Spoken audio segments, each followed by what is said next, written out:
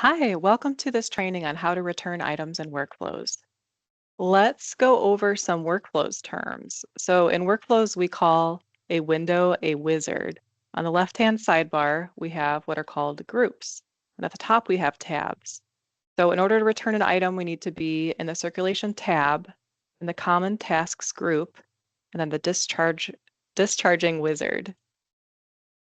And with that, let's look at how to return or discharge an item. There are three wizards associated with discharging. There's the discharging wizard, there's the fine-free discharge, and there is also under the special tab, discharging book drop.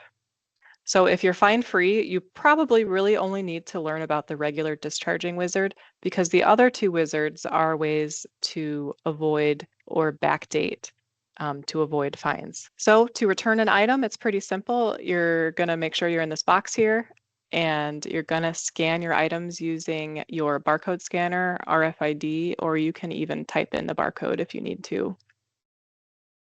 So this item is now returned. We can see the patron information of the person who returned it. We can see any fines that they might owe. We can also see where the item wants to go. And this is my library's item. It wants to go back to the nonfiction shelf at my library. But if you have another library's item that you return, you might get something slightly different when you return it. So this item belongs to Tremont and it wants to go back to its home library at Tremont. So it popped up with this transit notification. And this is why you'll want to pay attention and be watching the screen as you return items, because Workflows is going to communicate to you with certain pop-ups.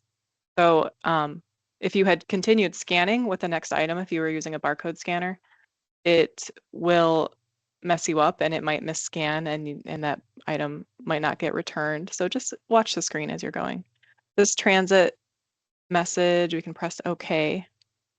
And at your library, it will probably pop up with a notification to print it. You're going to want to probably print that transit slip, keep it with the item, and then follow your library's procedures for interlibrary loan items. There is another interesting pop-up that you might get every so often.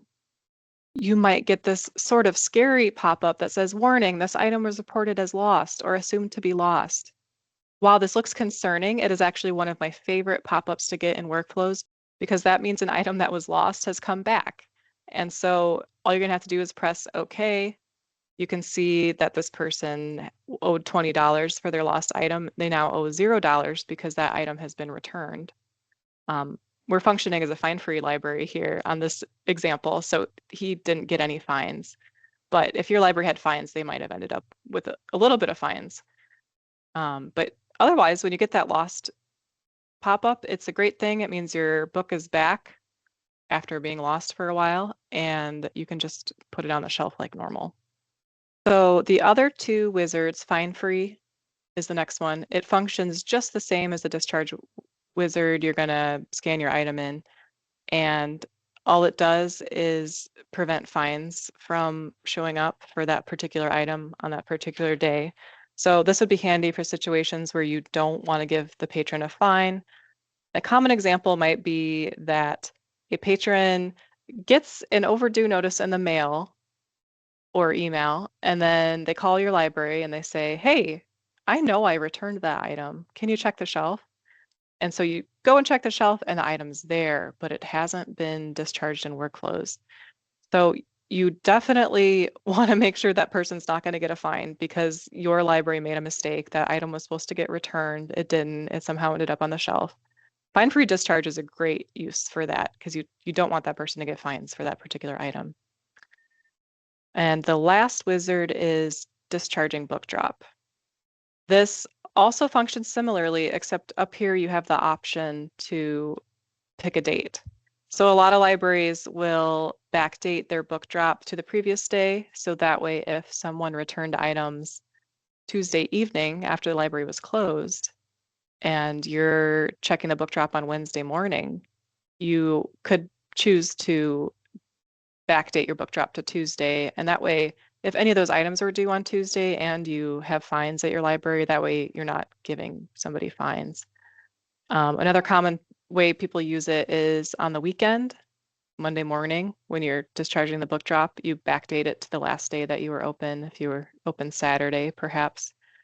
And then you can also use it in case of unusual closures, such as for weather, or if there was some sort of strange building issue at your library and you were closed for more than a couple days.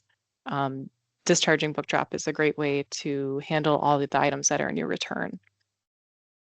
Once you select the date that you want your items to be backdated to, everything will be returned. Everything you scan will be returned as if it had been returned on that date. So just on this one screen will it do that. So thank you so much for watching. Now you know all about the 3 different ways to return items and workflows, and I hope you're able to use this information to help your library's patrons.